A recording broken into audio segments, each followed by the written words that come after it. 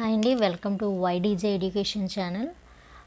ఈరోజు మన ఛానల్లో ఏంటంటే ప్రీవియస్ టెట్ పేపర్స్లో వచ్చిన బిట్స్ అనేవి ఎక్స్ప్లెయిన్ చేసుకోవడం జరుగుతుంది. మ్యాథ్స్ అండ్ సైన్స్ వారికి ఏవైతే బిట్స్ వచ్చాయో ప్రీవియస్ పేపర్లో, అంటే పేపర్ 2 వాళ్ళకి ఏం బిట్స్ వచ్చాయనేవి ఈరోజు క్లాస్లో ఎక్స్ప్లెయిన్ చేసుకోవడం జరుగుతుంది. ఇది ప్రీవియస్ టెట్ పేపర్లో వచ్చిన బిట్స్ అన్నమాట, అంటే ప్రీవియస్ పేపర్స్. ఇది 15వ తారీఖు జూన్ 2018లో వచ్చిన ఆఫ్టర్నూన్ సెక్షన్లోని పేపర్ అన్నమాట. సో ఏమేమి బిట్స్ వచ్చాయనేవి ఎక్స్ప్లెయిన్ చేసుకుందాం.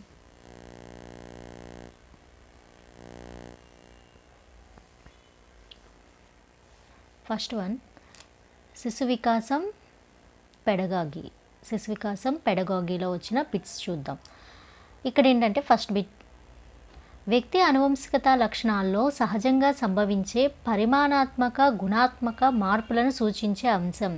వ్యక్తి అనువంశిక లక్షణాలలో, అంటే లక్షణాంశాలలో అన్న లక్షణాలలో ఉన్న ఒకటే, ఓకేనా. వ్యక్తి అనువంశిక లక్షణాంశాలలో సహజంగా సంభవించే పరిమాణాత్మక గుణాత్మక మార్పులను సూచించే అంశం. అంటే అనువంశికతంగా అంటే జెనెటిక్స్, పేరెంట్స్ నుంచి వచ్చే లక్షణాంశాలు. అవి ఏంటంటే జనరల్గా వస్తాయన్నమాట. వాటిలో ఏంటి పరిమాణాత్మకంగా గుణాత్మకంగా మార్పులు వస్తాయి కదా, అవి ఏ అంశాన్ని సూచిస్తాయి అంటున్నారు. ఫస్ట్ ఆప్షన్ పెరుగుదల, సెకండ్ ఆప్షన్ అంతర్గత సామర్థ్యం, థర్డ్ ఆప్షన్ అభ్యసన, ఫోర్త్ ఆప్షన్ పరిపక్వత. సో ఫస్ట్ పెరుగుదల, సెకండ్ అంతర్గత సామర్థ్యం, థర్డ్ అభ్యసన, ఫోర్త్ పరిపక్వత.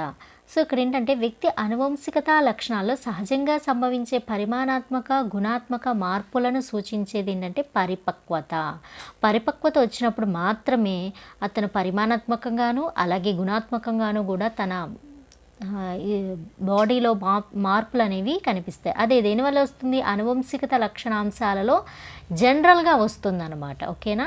కరెక్ట్ ఆన్సర్ పరిపక్వత. నెక్స్ట్ బిట్, చామ్స్కీ సిద్ధాంతం యొక్క ముఖ్య అంశం. ఫస్ట్ వన్, భాషా వికాసం మేధో వికాసంపై ఆధారపడి ఉంటుంది. భాషా వికాసం అనేది మేధో వికాసంపై ఆధారపడి ఉంటుంది. సెకండ్ ఆప్షన్, పిల్లలు అంతర్గత సార్వత్రిక వ్యాకరణాన్ని కలిగి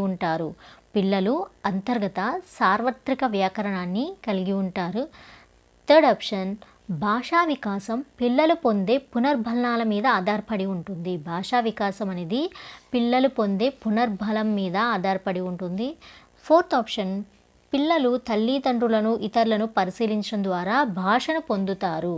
ఇక్కడ చామ్స్కీ సిద్ధాంతంలో ముఖ్యమైన అంశం ఏంటి అంటున్నారు. ముఖ్యమైన అంశం ఏంటంటే పిల్లలు అంతర్గత సార్వత్రిక వ్యాకరణాన్ని కలిగి ఉంటారు అనేది చామ్స్కీ సిద్ధాంతంలో ముఖ్యమైన అంశం. So correct answer second one, ఓకేనా. పిల్లలు అంతర్గత సార్వత్రిక వ్యాకరణాన్ని కలిగి ఉండటం అనేది చామ్స్కీ సిద్ధాంతం యొక్క ముఖ్య అంశం. థర్డ్ బిట్, రవి తాను బాల్యంలో నేర్చుకున్న ఎక్కాలను పద్యాలను ఇప్పటికీ కూడా తప్పులు లేకుండా చెప్పగలుగుతున్నాడు. అతని యొక్క స్మృతి. ఇక్కడ ఏంటంటే రవి అనే అతను చిన్నప్పుడు నేర్చుకున్నాడు ఎక్కాలు కానీ పద్యాలు కానీ, ఇప్పుడు కూడా ఏంటి అతను తప్పులు లేకుండా యాస్టేజ్గా చెప్పగలుగుతున్నాడు. అతని స్మృతి ఏంటి అనేది ఇక్కడ బిట్. తక్షణ స్మృతి, సెకండ్ వన్ దీర్ఘకాల స్మృతి, థర్డ్ వన్ తార్కిక స్మృతి, ఫోర్త్ వన్ క్రియాత్మక స్మృతి. ఫస్ట్ వన్ తక్షణ స్మృతి, సెకండ్ వన్ దీర్ఘకాల స్మృతి, తార్కిక స్మృతి, క్రియాత్మక స్మృతి. సో అప్పటికప్పుడు గుర్తుండి మర్చిపోతే దాన్ని తక్షణ స్మృతిగా కన్సిడర్ చేయాలి. ఇతను ఏంటి బాల్యంలో నేర్చుకున్నది అతను పెద్దవాడైన ఇప్పటికీ, అంటే అతను పెద్దవాడై ఉంటాడు కదా. సో ఇదేంటి దీర్ఘకాలిక స్మృతి. ఎప్పుడో బాల్యంలో నేర్చుకున్నది ఇప్పటి వరకు ఉందంటే అది దీర్ఘకాలిక స్మృతి అవుతుంది. తార్కికంగా లాజికల్గా ఆలోచించే స్మృతిని, దాని ద్వారా లాజికల్గా ఆలోచిస్తే ఆ విషయాలు అంటే గతంలో జరిగినవి కూడా గుర్తెచ్చుకోగలుగుతారు. అది కాదు ఇక్కడ జరిగింది. క్రియాత్మకంగా కూడా చేస్తూ ఉన్నప్పుడు గుర్తొచ్చేవి ఉంటాయి కదా, అవన్నమాట. సో ఈ మూడు జరగలేదు. అతను ఏది జరిగింది బాల్యంలో అంటే ఎప్పుడో నేర్చుకున్నది ఇప్పటికీ అంటే అతను పెద్దవాడైనప్పటికీ గుర్తుంది కాబట్టి, అటువంటి స్మృతి ఏంటంటే చాలా కాలం గుర్తుంది కాబట్టి అటువంటి స్మృతిని దీర్ఘకాలిక స్మృతి అంటారు. కరెక్ట్ ఆన్సర్ దీర్ఘకాలిక స్మృతి. నెక్స్ట్ వన్, ఒక పిల్లవాడు తరగతి గదిలో తాను చూపుతున్న ప్రదర్శనకు వారానికి ఒకసారి 2 చాక్లెట్లు పొందటంలో పునర్బలం నియమం. పునర్బలం ఒక పిల్లవాడు ఏంటంటే తరగతి గదిలో తాను ఒక ఏదైనా ప్రాజెక్ట్ చేశాడనుకోండి. అదేంటంటే అది చేసినప్పుడు అది ప్రదర్శిస్తున్నారనమాట. చూపుతున్న ప్రదర్శనకు వారానికి ఒకసారి 2 చాక్లెట్లు పొందటంలో పునర్బలన నియమం అనేది ఉందనమాట. సో, అంటే చాక్లెట్లు తీసుకుంటున్నాడు. ఏం చేసినప్పుడు తను ప్రదర్శన జరిగినప్పుడల్లా ఎవ్రీ వీక్ తనకేమొస్తున్నాయి 2 చాక్లెట్లు వస్తున్నాయి. అదేంటిది ఒక పునర్బల నియమం. అదే నియమం అని అంటున్నారు. అంటే దాంట్లో ఉన్న నియమం ఏంటి అని. స్థిరకాల వ్యవధి పునర్బలనం, స్థిర నిష్పత్తి పునర్బలనం, చరశీల పునర్బలనం, నిరంతర పునర్బలనం. ఇక్కడ ఏంటంటే పిల్లవానికి వారానికి ఒకసారి అన్నారు. అంటే ఇక్కడ కాలం ఏమిటి, టైం పీరియడ్ అని పర్టికులర్గా మెన్షన్ చేశారు. అంటే స్థిర కాల వ్యవధి అంటే వారానికి ఒకసారి, అంటే వారం మధ్యలో ఇవ్వట్లేదు, 2 వారాలకు ఒకసారి 3 అంటే అది ఎలా పడితే అలా ఇవ్వట్లేదు. ఖచ్చితంగా ఒక వారానికి అతను 2 చాక్లెట్లు పునర్బలంగా తీసుకుంటున్నారు. అదేంటంటే స్థిరకాల వ్యవధి పునర్బలం కింద వస్తుందన్నమాట. నెక్స్ట్ వన్ కరెక్ట్ ఆన్సర్ స్థిరకాల వ్యవధి పునర్బలం. నెక్స్ట్ వన్ అభ్యాసానికి సంబంధించి అసత్య ప్రవచనం. అభ్యాసానికి సంబంధించిన అసత్య ప్రవచనం ఏమిటి అని ఇక్కడ అడుగుతున్నారు.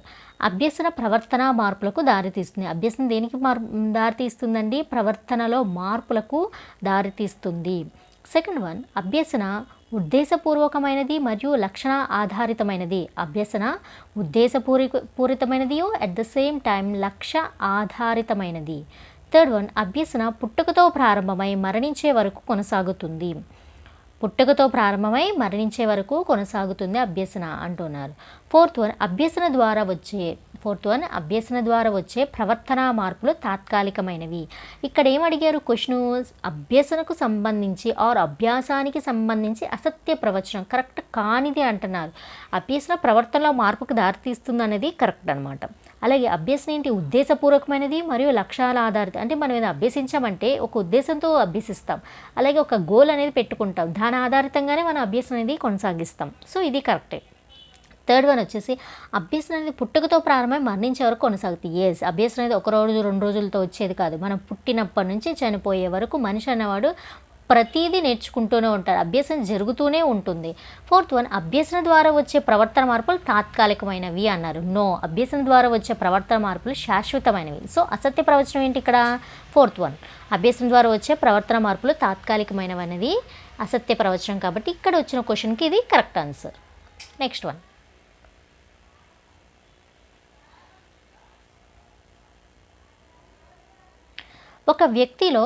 ఒక వ్యక్తిలో ఘనత సాధించాలనే ఆకాంక్షే ఆ ఘనతను సాధించేలా చేయటాన్ని ఇలా అంటారు. ఒక వ్యక్తిలో ఘనత సాధించాలనే ఆకాంక్ష, కోరిక ఏదైతే ఉందో ఆ కోరికే ఆ వ్యక్తి ఘనత సాధించేలా చేస్తారు అంటారు కదా, అది ఏమిటి అనేది ఇక్కడ క్వశ్చన్. ఫస్ట్ వన్ సాధనా ప్రేరణ, సెకండ్ అంతర్గత ప్రేరణ, థర్డ్ ఆకాంక్ష ప్రేరణ, ఫోర్త్ బహిర్గత ప్రేరణ. ఫస్ట్ సాధనా ప్రేరణ, ఆకాంక్ష ప్రేరణ, అంతర్గత ప్రేరణ, బహిర్గత ప్రేరణ. ఇక్కడ ఏంటి? వ్యక్తిలో ఘనత సాధించాలనే ఆకాంక్ష, కోరిక అనేది స్ట్రాంగ్గా ఉంది. సో ఆ ఘనత సాధించేలాగా కోరికే చేసింది అంటున్నారు. అంటే అతను ఆకాంక్షతో పాటు ఏం చేశారు? సాధన చేశారు. కాబట్టి అలా అటువంటి ప్రేరణను సాధనా ప్రేరణ అంటారు. అంటే అంతర్గతంగా నిలిచిపోలేదు అది, అంటే లోపల అనుకోని ఉండిపోలేదు. అది కోరికలాగే లేదు. అది బహిర్గతంగా, అంటే ఎవరో ప్రేరేపించడం ద్వారా జరిగింది కాదు, అంతర్గతంగానూ ప్రేరణ జరుగుతుంది. కానీ అక్కడేంటిది? అంతర్గత ప్రేరణ వల్ల ఘనత సాధించడానికి అవకాశాలు చాలా తక్కువ. కానీ అతను ఏం చేశాడు? ఆకాంక్షే ఘనత సాధించేలాగా చేయటానికి, ఏదైతే కోరిక ఉందో అది సాధించాలంటే అతను ఏం చేసి ఉంటాడు? సాధన చేసి ఉంటాడు. సాధనా ప్రేరణ కూడా మెయిన్గా జరిగిందని ఇక్కడ చెప్తున్నారు. ఓకేనా? బహిర్గత ప్రేరణ అంటే ఏదో ఒక బయట నుంచి ప్రేరేపించడం ద్వారా, ఎవరి పేరెంట్సో టీచర్సో ఆర్ ఇంకొకరు ప్రేరేపించడం ద్వారా వచ్చే ప్రేరణ బహిర్గత ప్రేరణ అనమాట. సో ఇక్కడ ఏంటంటే ఘనత ఆల్రెడీ సాధించేలా చేసింది కాబట్టి ఆకాంక్ష, అక్కడ జరిగిన ప్రేరణ ఏంటంటే సాధనా ప్రేరణ అనమాట. ఓకేనా? ఎస్, సాధనా ప్రేరణ సిక్స్త్. ఫస్ట్ వన్ సాధన ప్రేరణ. నెక్స్ట్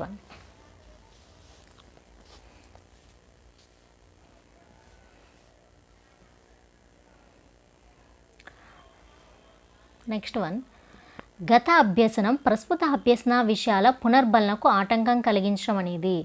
గత అభ్యసనం ప్రస్తుత అభ్యసన విషయాల పునర్బలనకు ఆటంకం కలిగించటం అనేది ఏమిటి అంటున్నారు. ఫస్ట్ ఆప్షన్ తిరోగమన అవరోధం, సెకండ్ పురోగమన అవరోధం, థర్డ్ తిరోగమన ప్రభావం, ఫోర్త్ పురోగమన ప్రభావం. ఇక్కడ ఏంటంటే గత అభ్యసన ప్రస్తుత అభ్యసనకు ఆటంకం కలిగిస్తుంది కాబట్టి అది తిరోగమన అవరోధం అవ్వదు, పురోగమన అవరోధం అవుతుంది. ఎందుకంటే పురోగతించటానికి గతాన్ని అనేది అభ్యంతరంగా ఉంది. గత అభ్యసన ప్రస్తుత అభ్యసనకు పునఃస్మరణకు ఆటంకంగా ఉంది. అంటే గతం అనేది భవిష్యత్తుకు ఆటంకంగా ఉంది కాబట్టి ఇది పురోగతి సాధించకుండా ఆపుతుంది. అందుకని అటువంటి అవరోధాన్ని మనం ఏమంటాం, పురోగమన అవరోధం అంటారు. ఓకేనా. గత అభ్యసన ప్రస్తుతం ఏదైతే గతంలో నేర్చుకునేది ప్రస్తుతానికి ఆటంకంగా ఉంటే దాన్ని పురోగమన అవరోధం అంటారు. పురోగతి సాధించకుండా అడ్డం పడేదే పురోగమన అవరోధం. ఓకేనా, సింపుల్. సో కరెక్ట్ ఆన్సర్ పురోగమన అవరోధం. నెక్స్ట్ ఎన్సిఎఫ్ 2005 ప్రకారం మూల్యాంకనం యొక్క ప్రధాన ఉద్దేశం. ఎన్సిఎఫ్ అంటే నేషనల్ కరికులం ఫ్రేమ్వర్క్ అనమాట. ఎన్సిఎఫ్ అంటే దాని ప్రకారం ఏంటంటే మూల్యాంకనం యొక్క మెయిన్ ఉద్దేశం ఏంటి అని అడుగుతున్నారు. ఫస్ట్ వన్, బోధనా అభ్యసన ప్రక్రియ జరిగే విధానాన్ని అంచనా వేయటం. బోధనా అభ్యసన జరిగే విధానాన్ని ఏం చేసింది, అంచనా వేయటం అంటున్నారు. సెకండ్ వన్, విద్యార్థి యొక్క విద్యావిషయక ప్రగతిని కొలవటం అనేది దాని యొక్క ముఖ్య ఉద్దేశం అంటున్నారు ఇక్కడ. నెక్స్ట్, బోధనా అభ్యసన ప్రక్రియలో ఉపాధ్యాయుడు విద్యార్థి ఏమి సాధించారు అన్న విషయాన్ని కొలవటం. ఫోర్త్ వన్, పాఠశాలలో జరిగే సహపాఠ్య కార్యక్రమాల తీరును అంచనా వేయటం. ఇక్కడ ఏంటంటే ఎన్సిఎఫ్ 2005 ప్రకారం మూల్యాంకనం యొక్క ప్రధాన ఉద్దేశం ఏమిటి అంటే ఇవేమీ కాదనమాట. ఇక్కడ ఏంటంటే బోధనా అభ్యసన ప్రక్రియలో ఉపాధ్యాయుడు విద్యార్థి ఏమి సాధించారు అన్న విషయాన్ని కొలవటం మాత్రమే ఎన్సిఎఫ్ 2015 యొక్క 2005 యొక్క మూల్యాంకనం యొక్క ప్రధాన ఉద్దేశం. ఓకేనా.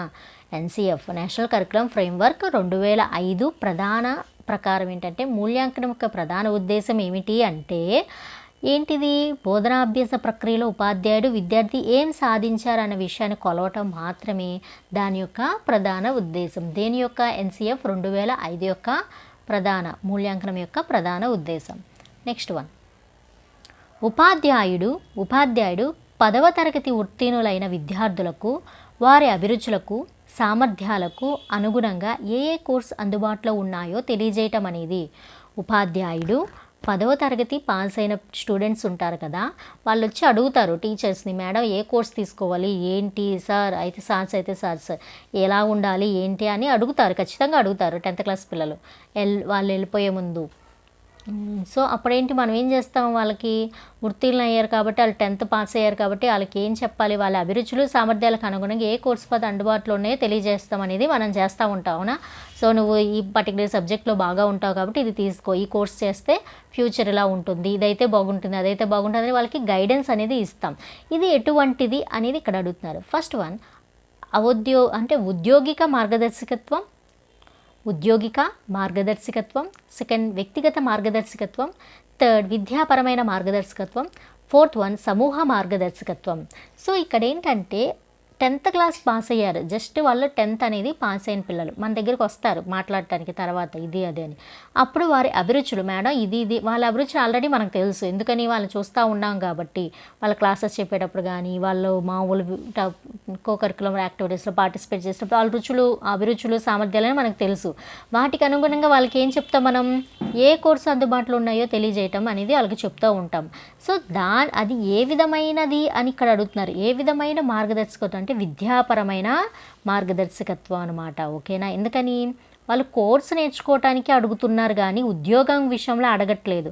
అలాగే వ్యక్తిగతంగా వాళ్ళకు ఉన్న అభిరుచులు సహజ సామర్థ్యాలను బట్టి మనం చెప్పట్లేదు. అవునా. వాళ్ళ స్టడీస్ అనేది కంప్లీట్ అయితే మనం ఈ జాబ్ అయితే బాగుంటుంది, ఇది జాబ్ అయితే బాగుంటుంది అని చెప్తే అది ఉద్యోగిక మార్గదర్శనం కిందకి వస్తుంది. సో వాళ్ళకి ఇంకా స్టడీస్ అనేవి కంప్లీట్ కాలేదు, జస్ట్ 10th పాస్ అయ్యారంతే. అదే సెకండ్, వాళ్ళ వ్యక్తిగత అభిరుచులను బట్టి మనం ఏదైనా మార్గదర్శనం చేస్తే అది వ్యక్తిగత మార్గదర్శకం అవుతుంది. సో అక్కడ ఒక వ్యక్తిగత మార్గదర్శనం అనేది లేదు. వాళ్ళ అభిరుచులు సామర్థ్యాలకు అనుగుణంగా ఏ కోర్సులు అందుబాటులో ఉన్నాయో చెప్తున్నాం మనం. ఇక్కడ జరిగేది ఏంటిది, విద్యాపరమైన మార్గదర్శకత్వం అంటే 10th పాస్ అయిపోయినాక 10th పాస్ అయ్యారు, మంచి మార్క్స్తో వచ్చారు, దాన్ని బట్టి వాళ్ళని గైడ్ చేస్తున్నాం.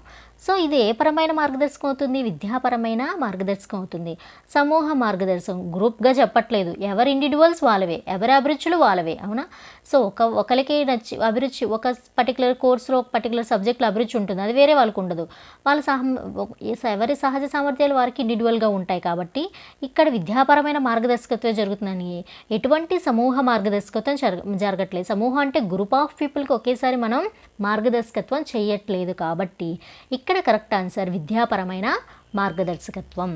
నెక్స్ట్ వన్, ప్రజ్ఞలో వైయక్తిక భేదాలు ఏర్పడటానికి గల కారణం. ప్రజ్ఞలో వైయక్తిక భేదాలు ఏర్పడటానికి గల కారణం పరిసర కారకాలు మాత్రమే. సెకండ్ ఆప్షన్ అనువంశిక కారకాలు మాత్రమే. థర్డ్ ఆప్షన్ అనువంశిక మరియు ఆర్థికపరమైన కారకాలు. ఫోర్త్ ఆప్షన్ అనువంశిక మరియు పరిసరాల కారకాలు. ప్రజ్ఞలో వైయక్తిక భేదాలు ఏర్పడటానికి ఏంటంటే పరిసరాల కారకాలు మాత్రమే కారణం కాదు. అట్ ద సేమ్ టైం అనువంశికత కారకాలు మాత్రమే కూడా కారణం కాదు. అలాగే అనువంశికత మరియు ఆర్థికపరమైన కారకాలు కూడా ఉంటాయి, కానీ మరీ అది ఎక్కువ కాదు. సో ఫోర్త్ వన్ ఏంటంటే అనువంశికత మరియు పరిసరాలు అనేవి ప్రజ్ఞల వైయక్తిక భేదాలు ఏర్పడటానికి గల మెయిన్ కారకాలు అనమాట. ఓకేనా? కరెక్ట్ ఆన్సర్ అనువంశికత మరియు పరిసర కారకాలు. నెక్స్ట్ వన్, అభ్యాసాన్ని ప్రభావితం చేసే మానసిక అంశం. అభ్యాసాన్ని ప్రభావితం చేసే మానసిక అంశం ఏమిటి? ఆకాంక్ష స్థాయి. సెకండ్ వన్ లింగభేదం. థర్డ్ వన్ పరిణితి. ఫోర్త్ వన్ శారీరక ఆరోగ్యం. అభ్యాసాన్ని ప్రభావితం చేసే మానసిక అంశం ఏంటంటే లింగ భేదాలు అనేవి అభ్యాసాన్ని ఏమాత్రమూ ప్రభావితం చేయవు. అంటే అది నెగిటివ్గాను కానీ పాజిటివ్ కానీ ఏమాత్రం కూడా ప్రభావితం చేయవు. అట్ ద సేమ్ టైం పరిణితి కూడా వాళ్ళ అభ్యసన దాన్ని మానసికంగా కూడా, అంటే పరిణితి అనేది శారీరకంగా సంబంధించింది, అంటే గుణాత్మకమైనది, గుణానికి పరిమాణానికి సంబంధించిన కానీ మానసికమైనది కాదు పరిణితి అనేది. అది గుణానికి అలాగే పరిమాణానికి సంబంధించింది పరిణితి అనేది. ఓకేనా? అది అంటే పరిణితి వల్ల మానసికమైన తర్వాతే వస్తాయి, తర్వాత వేరే విషయం. శారీరక ఆరోగ్యం కూడా కాదనమాట. ఎందుకంటే శారీరక ఆరోగ్యం బాగున్నా బాగోపోయినా వాడి యొక్క ఆకాంక్ష స్థాయి, అంటే మానసికంగా ఆకాంక్ష స్థాయి బాగుంటే వాడి అభ్యసన ఖచ్చితంగా ప్రభావితం అవుతుంది. అంటే శారీరక ఆరోగ్యం కూడా ఇక్కడ ప్రభావితం చేయట్లేదు, అది మానసికంగా కాదు, శారీరకం అంటున్నారు కాబట్టి అది కూడా రాదు. శారీరక ఆరోగ్యం ఇక్కడ అడిగింది ఏంటి? మానసిక అంశం అడిగారు కాబట్టి ఇక్కడ శారీరక ఆరోగ్యం అనేది కరెక్ట్ ఆన్సర్ కాదు. వాడి యొక్క మానసిక అంశం ఏంటిది? ఆకాంక్ష స్థాయి. వాడి అభ్యాసాన్ని ప్రభావితం చేసేది చదవాలి చదవకూడదు, చెయ్యాలి చేయకూడదు, ఇది నేర్చుకోవాలి నేర్చుకోకూడదు అనేది వాడి మనసుకు సంబంధించిన స్థాయి. మానసిక స్థాయి అంటే ఇక్కడ ఆకాంక్ష స్థాయి. మానసిక అంశం ఏమవుతుంది? ఆకాంక్ష స్థాయి. అభ్యాసాన్ని ప్రభావితం చేసే మానసిక అంశం ఆకాంక్ష స్థాయి. వాడి యొక్క ఇంటర్నల్ ఫీలింగ్, నేర్చుకోవాలి, చెయ్యాలి, సాధించాలి అనేది అభ్యాసాన్ని ప్రభావితం చేస్తుంది. నెక్స్ట్ వన్, క్రింది వాణిలో సరికాని జతను గుర్తించండి. క్రింది వాణిలో సరికాని జత ఒకటి ఇచ్చాడు, అది గుర్తించమన్నారు. బ్రూనర్ బోధనా సిద్ధాంతం. వైగోట్స్కీ పరికరాత్మక అభ్యసన. థర్డ్ వన్ కార్ల్ రోజర్ అనుభవపూర్వక అభ్యసన. ఫోర్త్ వన్ మాస్లో అవసరాల అనుక్రామిన, అంటే అవసరాల అనుక్రామినిక అంటారు కదా, అదే అనమాట. సో సరికాని జత ఇవన్నీ కూడా సరైన జతలే. వైగోట్స్కీ అనేది పరికరాల అన్నారు కదా, అది కరెక్ట్ కాదనమాట. సో సరికాని జత వచ్చేసి వైగోట్స్కీ పరికరాత్మక అభ్యసన అనేది సరికాని జత అన్నమాట. నెక్స్ట్ వన్,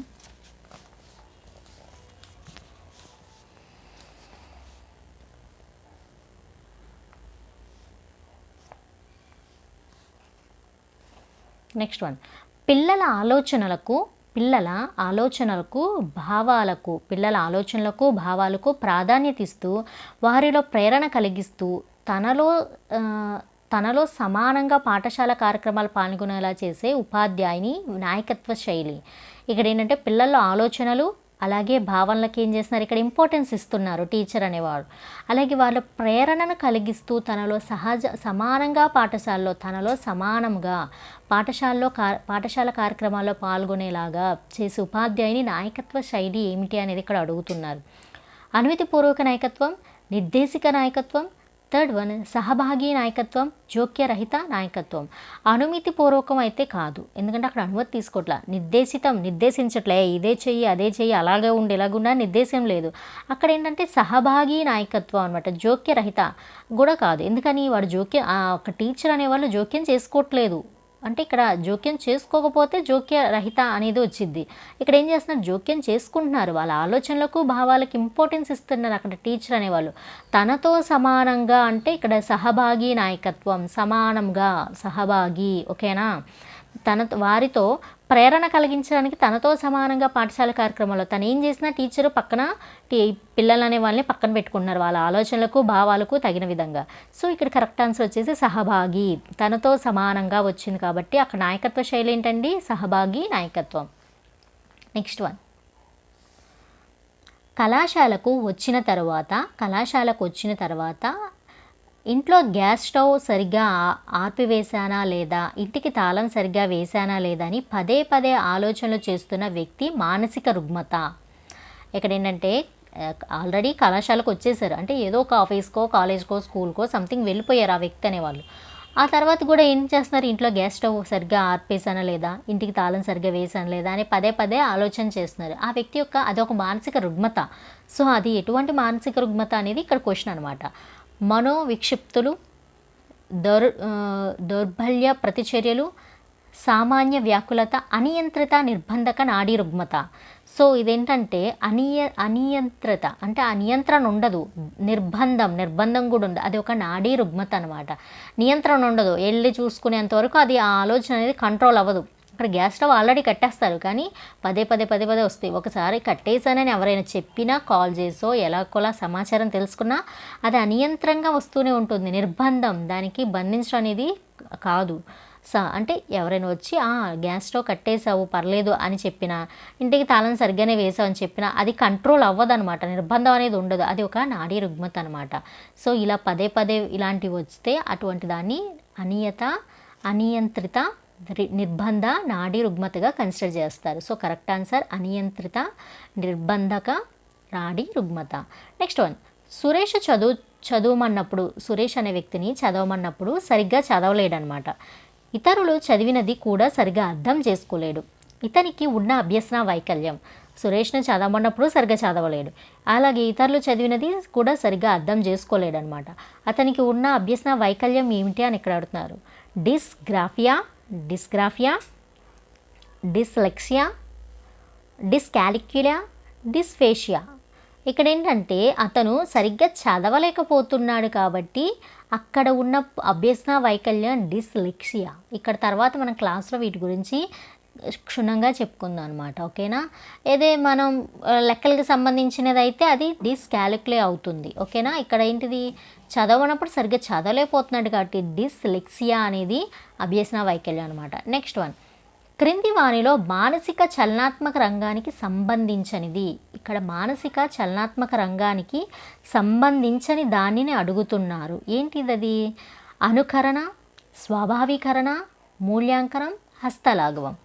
మానసిక చలనాత్మక రంగానికి సంభవించనిది ఏమిటి? అనుకరణ, స్వాభావీకరణ, మూల్యాంకనం, హస్తలాఘవం. సో అనుకరణ అనేది మానసిక చలనాత్మక రంగానికి సంభవించినదే, స్వాభావికరణ అనేది మానసిక చలనాత్మక రంగానికి సంబంధించి, హస్తలాఘవం అనేది కూడా దేనికి సంబంధించింది? మానసిక చలనాత్మక రంగానికి సంబంధించినదల్లా వచ్చేసి మూల్యాంకనం మాత్రమే. ఈ క్రింది వాళ్ళ మానసిక చలనాత్మక రంగానికి సంబంధించినది ఏమిటి అంటే అది మూల్యాంకనం. నెక్స్ట్, వికాసం నవజాత దశలో వేగంగాను, బాల్య దశలో తక్కువగా ఉండి తిరిగి కౌమార దశ చేరే నాటికి వేగవంతమవటంలో వికాస సూత్రం. సో వికాసం అనేది ఎలా ఉంటుంది? నవజాత దశలో వేగంగాను, అలాగే బాల్య దశలో తక్కువగా ఉంటుందంట. ఉండి తర్వాత తిరిగి కౌమారంలో చేసరికి ఏమవుతుంది? వేగవంతం అవటంలో వికాస సూత్రం ఏమిటి అని ఇక్కడ అడుగుతున్నారు. ఫస్ట్ వన్ వచ్చేసి వికాసం అన్ని దశలు ఒకే విధంగా సాగదు. సెకండ్ వన్, వికాసంలో వైయక్తిక భేదాలు ఉంటాయి. థర్డ్ వన్, వికాసం అనిశ్చయంగా కొనసాగుతుంది ఆర్ సాగుతుంది. ఫోర్త్ వన్, వికాసం ఒక పరస్పర చర్య. ఇక్కడ ఏంటంటే నవజాత దశలో వేగంగా ఉంది, దెన్ బాల్యంలో ఏమైపోయింది? తగ్గిపోయింది, తిరిగి మళ్ళీ కౌమార్యంకి ఏంది? మళ్ళీ వేగం అనేది పుంజుకుంది. అంటే ఇక్కడ ఉన్న వికాస సూత్రం ఏంటి? వికాసం అన్ని దశల్లో ఒకే విధంగా సాగుతుందా? సాగట్లేదు. ఎందుకని? నవజాత దశలో వేగంగా ఉంది, మళ్ళీ డౌన్ అయింది బాల్యంలో, మళ్ళీ ఏమైంది? కౌమారం చేరేసరికి వేగవంతమైంది. సో ఇక్కడ కరెక్ట్ వికాస సూత్రం ఏంటి? వికాసం అన్ని దశల్లో ఒకే విధంగా సాగదు అనేది ఇక్కడ కరెక్ట్ ఆన్సర్ అనమాట. నెక్స్ట్, సంజ్ఞానాత్మక వికాసాన్ని ఇలా కూడా అంటారు. సంజ్ఞానాత్మక వికాసాన్ని ఇలా కూడా అంటారు. ఎలా అంటారు? సాంఘిక వికాసం, ఉద్వేగ వికాసం, నైతిక వికాసం, మానసిక వికాసం. ఫస్ట్ వన్ సాంఘిక వికాసం, ఉద్వేగ వికాసం, నైతిక వికాసం, మానసిక వికాసం. సంజ్ఞానాత్మక వికాసాన్ని మానసిక వికాసం అని కూడా అంటారు. ఓకేనా? కరెక్ట్ ఆన్సర్ మానసిక వికాసం. సో ఈరోజు క్లాస్లో ప్రీవియస్ టెట్ పేపర్లో 18 బిట్స్ అనేవి ఎక్స్ప్లెయిన్ చేసుకోవడం జరిగింది. రిమైనింగ్ బిట్స్ నెక్స్ట్ క్లాస్లో ఎక్స్ప్లెయిన్ చేసుకుందాం. Thank you.